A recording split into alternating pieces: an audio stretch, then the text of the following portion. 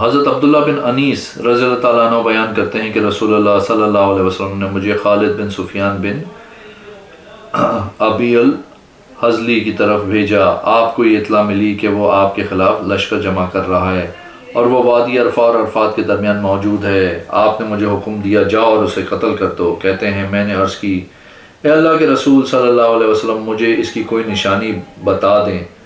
آپ صلی اللہ علیہ وسلم نے فرمایا جب تم اس کو دیکھو گے تو تم پہ کپی طاری ہو جائے گی، تمہارے لیے اس کی کوئی اور نشانی اگر نہ ہو تو بیان کروں تو تمہیں نقصان نہیں، یعنی اتنی نشانی کافی ہے۔ کہتے ہیں وہ لمبے قد اور لمبے بالوں والا آدمی تھا۔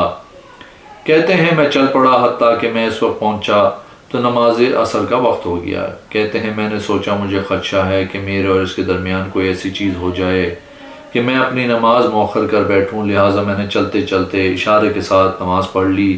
پھر میں اس تک پہنچ گیا، اللہ کی قسم سے دیکھتے ہی مجھ پہ کپ کپی طاری ہو گئی اور وہ اپنی عورتوں کے ساتھ چل رہا تھا تو میں بھی ان کے ساتھ ساتھ چلنے لگا۔ اس نے پوچھا تم کون ہو؟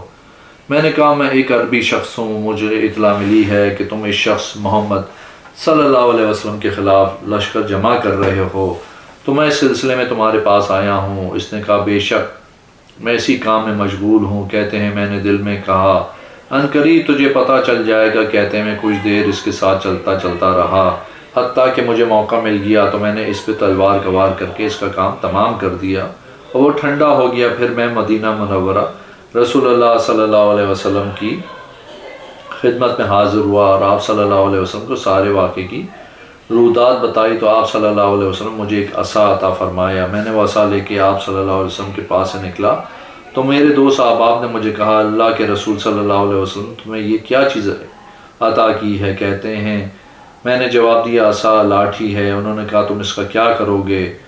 تم نے رسول اللہ صلی اللہ علیہ وسلم سے کیوں نہیں پوچھا کہ آپ صلی اللہ علیہ وسلم تمہیں یہ کیوں عطا کی اور تم اس کے ساتھ کیا کرو گے؟ جاؤ آپ صلی اللہ علیہ وسلم کی خدمت میں حاضر ہو کے پوچھو۔